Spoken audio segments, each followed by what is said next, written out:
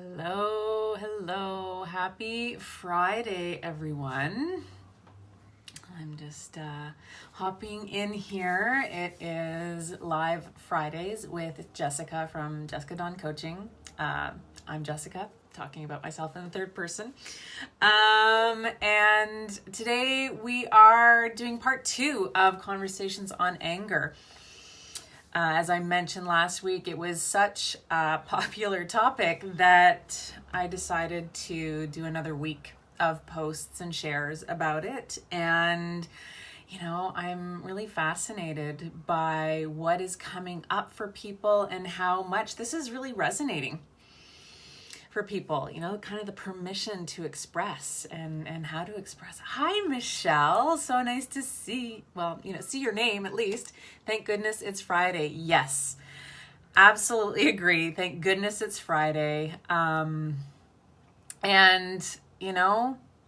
What a week it's been. I don't know if anyone else is experiencing this, and a lot of people that I've noticed in my sphere have had a pretty crunchy few weeks. I think a lot is going on cosmically and just, as a collective going through, 18 months worth of pandemic stuff. It's bringing up a lot of things. And so there is anger in that. And, I posted earlier in the group about questions that came up, and I'm really appreciating Anouk's question. Anouk asked for some clarification, or I don't know if it's clarification specifically, but she asked, disappointment versus anger. What happens when disappointment comes up and leads to anger? I don't have you here in conversation with me, sweet friend. However, what I can say about the relationship between disappointment and anger is that, disappointment doesn't trigger anger necessarily, but constant disappointment can lead to anger. Disappointment is an expectation that isn't met. So if you're in a constant state of expectation and you're in a constant state of not having those expectations met, what lies within that expectation that creates that disappointment? And are you in a pattern of creating consistent disappointments in your life? It might sound kind of counterintuitive. It's like, if I'm being disappointed by others, how am I doing that? And that can come across as feeling a little bit blamey, but there comes, the shame on, fool me once, shame on me, fool me twice, shame on you.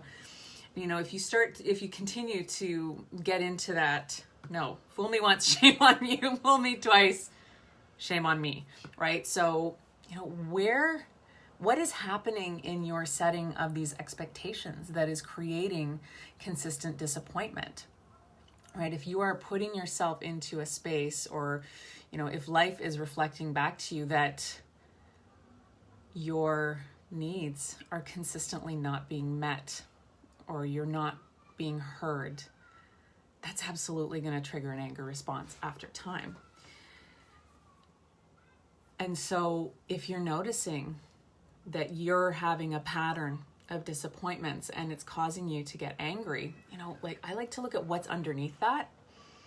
What's happening for you that you're putting expectations out there that are consistently not being met?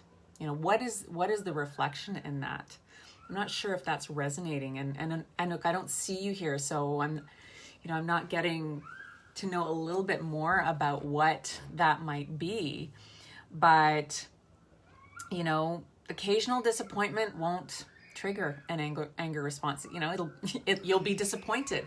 But that chronic disappointment, it's really all about your needs not being met. And I think, so like my intuitive hit with you is that there's a part of you that's really not being heard. So how is it that you're not expressing yourself clearly and not framing your boundaries in a way so that you do get heard, or it's forcing you to look at your relationships. How frequently is this occurring?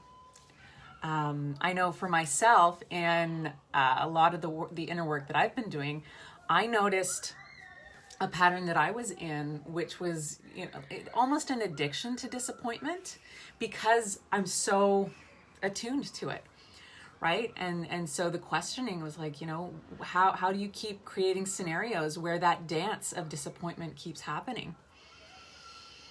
And I know that this is a conversation on anger, but when you're in that groove, any groove that you're really attuned to, it's calling you to something. So if this disappointment is triggering anger, what's the root cause? How far back does it go? Is disappointment a seed that's been sown from way, way back in your childhood, so that's actually a comfort zone for you? Do you know what I mean? So is disappointment your comfort zone? And it's so much easier for you to expect disappointment versus expect someone fully show up. And then when they don't fully show up, have a conversation then and there about missed commitments. Wondering how that might resonate for you.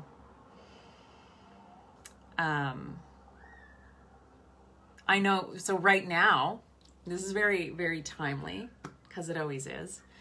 I'm in a situation right now where I have expectations from a few different people that aren't being met. And my frustration in that is extremely high.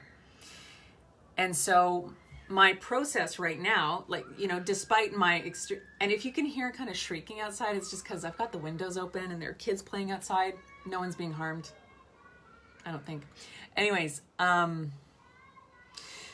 so I have to check in with myself despite this like very high level of irritation. Like I'm kind of pissed right now, and I think I can hide it pretty well.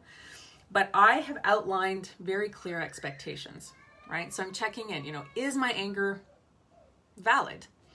I've set these expectations, they're not being met. Sometimes people need to hear things a few different ways. And in this scenario, I've expressed the desired outcome to the people involved multiple ways, repeatedly. And so I'm kind of thinking that my anger is valid right now. I haven't gotten on the other side of it, of finding a solution, because I'm still really charged and triggered in this frustration. And I know that my anger charge right now is running so high that I'm not going to be able to see this clearly on my own. So, after this live, I have scheduled a time to chat with someone who's going to help me, who's interestingly also in a charge of rage right now. But she's going to help me, and I'm going to help her, and we're going to kind of untangle all of this to make it through. But, the first thing I have to check in with is is this valid? Have I done everything that I can do with regards to the expectations? So if you're in a consistent zone of disappointment, maybe the first thing to do is, have I clearly communicated what my expectations are? Or do I sit in, and this is something I see a lot of women do, and I don't want to tar women with the same, feather, and it's, I think, just a way that we've been conditioned. We're supposed to be silent and just kind of hope our needs get met. We're not really taught how to specifically ask for what we need. But we have to, because, men, or, the masculine energy needs clarity. So, if this is about men, or, something different, even as women, we do our best to read each other's minds, but we can't, right? So these are conversations that I've had a lot with my kids. It's clarity. What are the expectations? Have they been verbalized? Has the other person reciprocated with, yes, this is what I understand? I don't know if this is helping or not, but that's what I have to say on that. I also want to share that I think that what I have learned from sharing these posts on anger is that, men need it. Men need to know how to express their anger in healthy ways, but the responses that I'm getting from women, ladies, anger is really potent.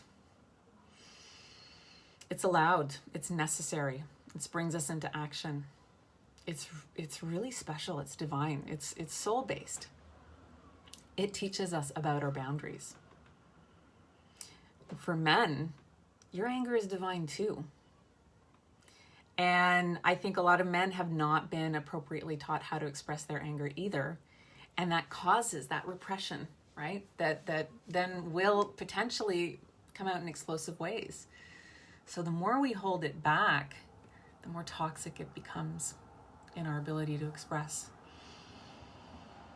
And I think what I want to share is just sort of, if you're watching this now and you don't have the opportunity, but if you're watching this later, I just kind of like imagine that you've got this fire in your belly. Just let yourself get really grounded into the earth and just feel that fire. Check in with it. What would happen if you let that fire burn really, really bright? Most of us think that it will overtake, but the truth is that it will heat up pretty big and then mellow out with a pretty powerful warmth, like a fuel versus a flash fire. And it won't run you, but it'll be a very powerful guidance system. Oh, Michelle, thank you. I'm glad that you found this insightful. I'm really glad to see a few more faces here, and I will see you next week. Have a great rest of your day. Bye.